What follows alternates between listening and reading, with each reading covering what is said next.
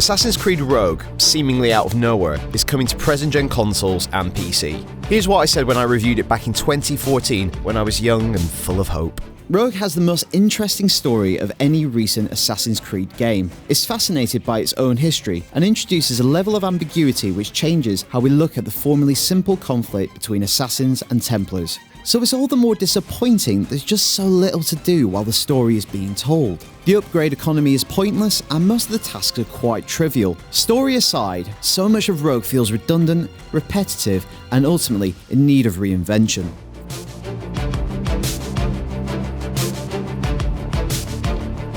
If you're an ardent fan of the series and missed it first time around, the story of Shay Patrick Cormac, an assassin turned Templar, is still worth knowing, but going back isn't easy. The remaster is blighted by the same problems that existed in the original, some of which are intensified by the advancements the series has made in recent years. Arriving in the wake of Origin's success definitely doesn't help. Rogue's story is consistently intriguing, but it's just not set in a particularly exciting period of history. I realise by saying that I may incite the anger of fans of the 7 Years' War, but parting around the frigid Atlantic Ocean and its small coastal towns make for a pretty dreary 10 or so hours. It's not as good as sliding down a pyramid, is it? That said, the setting probably benefits most in this new version. Rogue, running in 4K on an Xbox One X, looks really good. While a lot of the locations feel underwhelming once you step on land, there's no shortage of beauty to be found at sea. If I hadn't played Rogue before, I'd be surprised to learn it originally came out on last-gen consoles.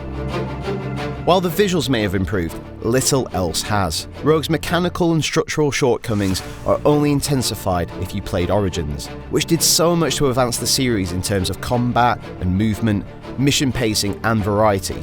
Freerunning here feels haphazard. You accidentally jump off at right angles to your intended destination, or plunge into water when land is within reach. And every time I got back on that ship, I accidentally kneed one of my loyal crew members in the face. It happens regularly enough to break the fantasy of being a skilled and stealthy killer. Similarly, fights are liable to descend into a flurry of button-tap encounters, which drag Shay wildly across the screen.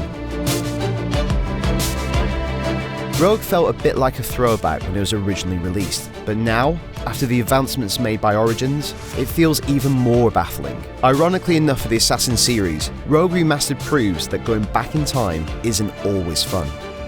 For more about Rogue's story and mechanics, check out our original review.